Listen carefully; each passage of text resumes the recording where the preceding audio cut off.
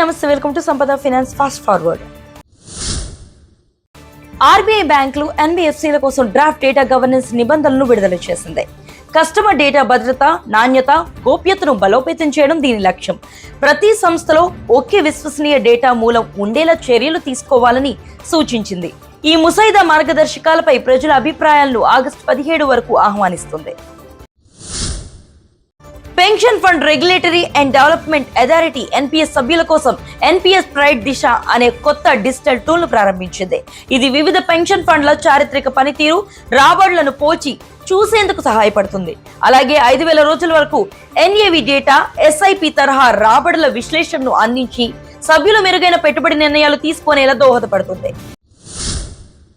Bharat UK సమగ్ర ఆర్థిక మరియు వాణిజ్య ఒప్పందం అమలైన తొలి రోజే భారత్ నుంచి $140 మిలియన్ పైగా విలువైన వస్తువులు యూకేకు ఎగుమతి అయ్యాయి.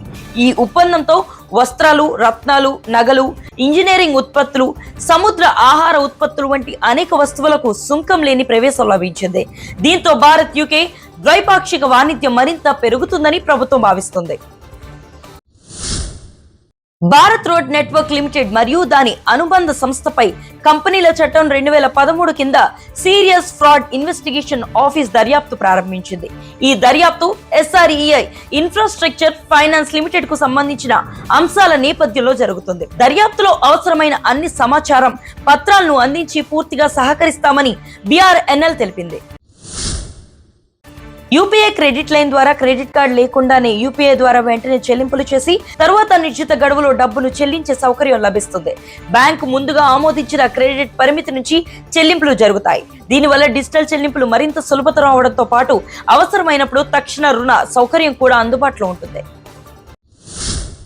ఎన్ఎస్ఈకు నిఫ్టీ ఇండియా FPI 150 ఇండెక్స్ పై ఫ్యూచర్స్, ఆప్షన్స్ ట్రేడింగ్ ప్రారంభించేందుకు సెబీ అనుమతి ఇచ్చింది. ఈ కొత్త డెరివేటివ్ కాంట్రాక్ట్స్ ఆగస్టు 12, 2026 నుంచి అందుబాటులోనికి రానున్నాయి. విదేశీ పోర్ట్ఫోలియో పెట్టుబడిదారులు ఎక్కువగా పెట్టుబడి పెట్టిన టాప్ 150 కంపెనీల పనితీరును ఆధారంగా తీసుకున్న ఈ ఇండెక్స్ పెట్టుబడిదారులకు రిస్క్ నిర్వహణతో పాటు మరిన్ని ట్రేడింగ్ అవకాశాలను అందించనుంది. SEBI, national institute of securities markets కలిసి మ్యూచువల్ ఫండ్ మరియు స్పెషలైజ్డ్ ఇన్వెస్ట్మెంట్ ఫండ్ డిస్ట్రిబ్యూటర్ల కోసం ఉమ్మడి సర్టిఫికేషన్ పరీక్షను ప్రవేశపెట్టాయి. దీంతో 2 వేర్వేరు పరీక్షలకు బదులుగా ఒకే పరీక్ష రాసి అర్హత పొందవచ్చు. ఈ నిర్ణయంతో సర్టిఫికేషన్ ప్రక్రియ సులభమై ఎస్ఐఎఫ్ ఉత్పత్తుల పంపిణీ మరింత విస్తరించే అవకాశం ఉంది. సెబీ తన స్కోర్స్ 2.0 ఆన్లైన్ ఫిర్యాదుల పరిష్కార వేదిక ద్వారా జూన్ 2026లో 5,037 మంది పెట్టుబడిదారుల ఫిర్యాదులను పరిష్కరించింది.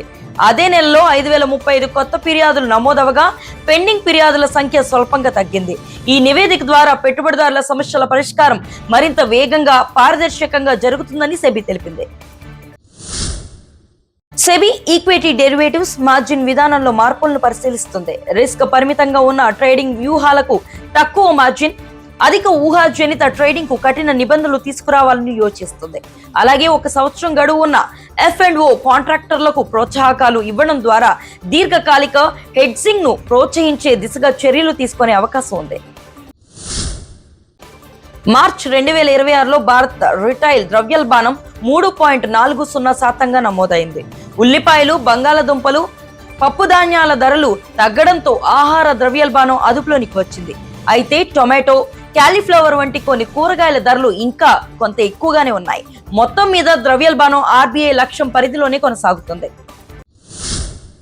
Central board of direct taxes 2026-27 ఆర్థిక సంవత్సరానికి కాస్ట్ ఇన్ఫ్లేషన్ ఇండెక్స్ ను 384గా ప్రకటించింది. ఇది గత ఏడాది 376తో పోలిస్తే పెరిగింది.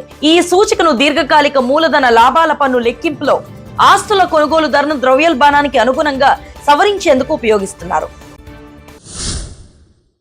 గత ఏడాదితో పోలిస్తే జీఎస్టీ రిజిస్ట్రేషన్ సస్పెన్షన్లు సుమారు 25% పెరిగాయి. పన్ను ఎగువేత కంటే జీఎస్టీ రిటర్న్స్ దాఖలు చేయకపోవడం, బ్యాంకు వివరాలు అప్డేట్ చేయకపోవడం, అధికారుల నోటీసులకు స్పందించకపోవడం వంటి కంప్లైంట్స్ లోపాలే ప్రధాన కారణాలని పన్ను నిపుణులు తెలిపారు. వ్యాపారులు తమ జీఎస్టీ నమోదు రద్దు కాకుండా ఉండేందుకు నిబంధనలను సకాలంలో పాటించాలని సూచించారు. ఫెడరల్ బోర్డ్ ఆఫ్ రెవెన్యూ చిన్న దుకాణదారుల కోసం సరళమైన స్వచ్ఛంద పన్ను విధానాన్ని ప్రతిపాదించింది. వార్షిక టర్నోవర్ 20 కోట్ల వరకు ఉన్న వ్యాపారులు సాధారణ పన్ను విధానానికి బదులుగా టర్నోవర్ పై 1% పన్ను చెల్లించే అవకాశం ఉంటుంది. ఈ విధానంతో పన్ను చెల్లింపు ప్రక్రియను సులభతరం చేసి చిన్న వ్యాపారులను అధికారిక పన్ను వ్యవస్థలోనికి తీసుకురావడమే లక్ష్యం.